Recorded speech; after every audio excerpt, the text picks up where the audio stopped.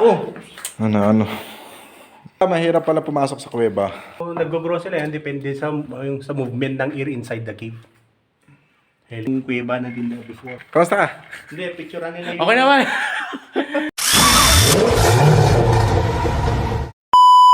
Matulog kayo, Peña Blanca, Cagayan.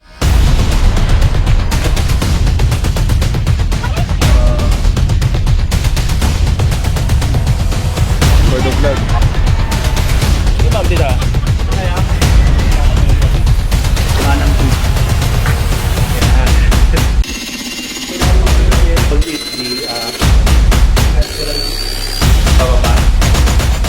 Yung sa share cave po kasi is ang entrance po kasi doon is 20 pesos po yung entrance, tapos meron po tayong headgear na 30 pesos, bali 50. Okay, sir. Then ang kwan po natin sa tour guide, 3 tao, isang guide 300 po. So ang haba po ng share cave kasi 792 meters from entrance to exit. Alright guys, for safetyness, kailangan natin magsuot nito para iwas sa untog.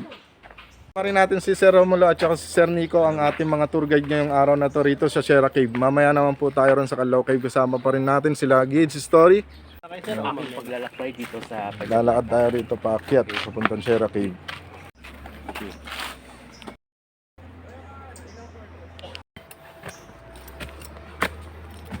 Mga pasada, pag hindi ka talaga sanay umakyat, talagang hingaling ka.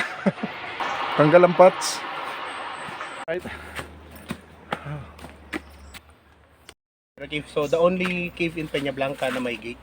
So binigyan siya ng protection.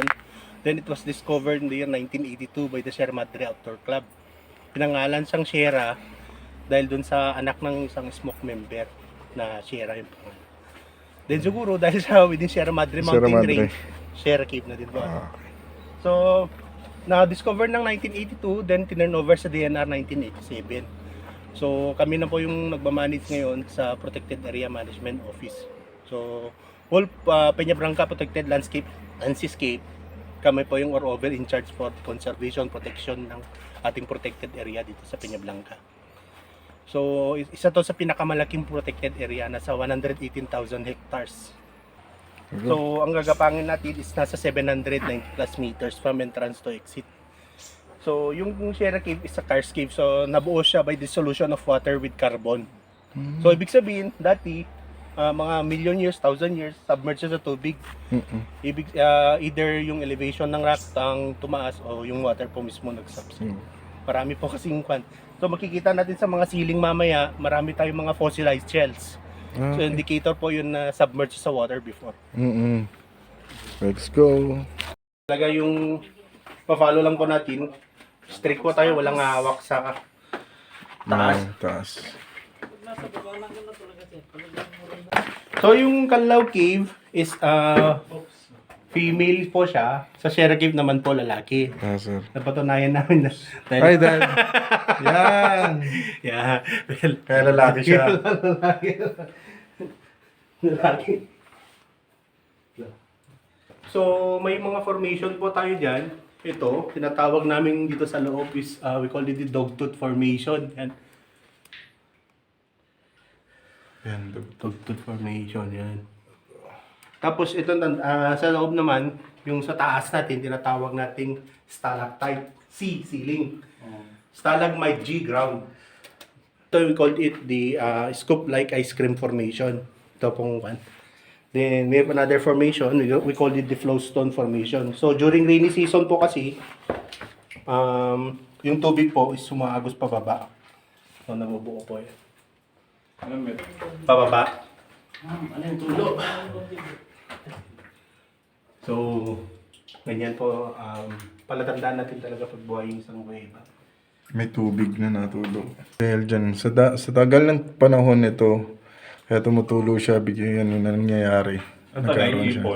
Iipon Yung water po kasi is nagpapuntin siya ng calcium carbonate. Pag na-expose po sa tubig yun, nagiging yan po, nagiging limestone. Limestone na siya. Uy! Sir, ingat po. Naalala ka pa. Yung flashlight mo, Gigs. Naka-flash na. Hindi yung cellphone mo. Oh! Oh, yun ang sinasabi. Ay, Sige, ang lahat pa. Kumagalala. oo, dandan. Mas lalo. Tanggalin mo na kaya yun sa pailas mo, bro. Tagalin mo na lang, sir. Tagalin mo na lang, sir. Hindi, kasi mas delikado. Basta baka siguro masyadong madulas yung ano mo eh. Yung sleeper mo kaya ganyan. Ibon sa loob. Tinatawag natin sila mga siflet. Yung bahay nila, yung balin sa sayaw. Balin sa sayo. Yan po yung yung nest nila, yung ginagawang nido nest. Ayun po, may mga siflet birds tayo dito sa loob. So, kung sa dagat, meron tayong tinatawag na coral reefs. Dito din sa meron tayong tinatawag na helix type formation. Ito. Yung parang gumaganon-ganon yan. So, nag-grow sila yan, depende sa movement ng air inside the cave. Helix type formation. Then we have another formation po, yung soda straw-like formation. Yan. Yan tayo sa taas. Yuko tayo. Yuko. Oh, si Naruto nandito. Polo ha. Yan yung mga fossilized shell. Dami. Hinulma ng tubig yung kuweba na din na before.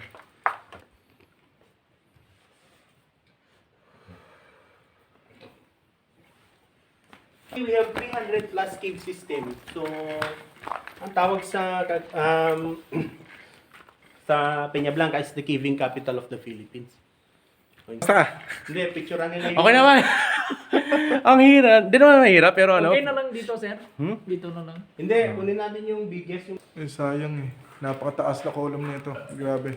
Yun yung mga paniki nagsasayawan. Hindi natin na makita na. Kuweba Cave, sa loob ng kuweba. Gano? So, we called it din the mystery Sa cave. susunod, sir, mag-ready kayo ng Yung Celicas passage. gamit talaga na tinatawag namin para mas pasukan natin. kuweba sa loob ng kuweba. Yung Celicas passage. Yan. First time ko rin talagang pumasok ng kuweba. Parang talagang masaya para hindi ko masabi kung gaano ako saya eh. Pero kaya ito, ginamit natin, kailangan talaga natin ito for the safetyness kasi hindi natin kabisado ang kuweba. Kasi baka tayo mauntog sa mga stalagmites. Pati never tayo, pag once na tayong pumasok ng kuweba, ingatan po natin hawakan lahat ng nasa parte niya. Yun lang. Good na good. Grabe, exciting sa loob. Marami rin tayo natutunan tungkol sa mga bato-bato at rock formation dun sa loob ng Sierra Cave. Pupunta naman tayo sa view deck ng Sierra Cave. Hindi na tayo nag-exit doon dahil hindi tayo masyadong ready sa kagagamitan natin, mga ilaw at saka mga sa pananamit, hindi tayo prepare masyado. Kaya lakad na lang tayo sa view deck. Go. Ako ka lang gagalaw, JD. Ano ba? Nakatutok ba sa'yo? Hindi, JD, layo ka pa. 300 plus steps. Nasa 91 pa lang kami. Ay.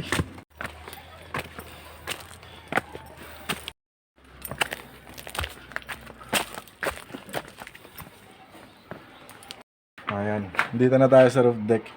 Sa deck ng Sierra Cave. Dito sa Alaw.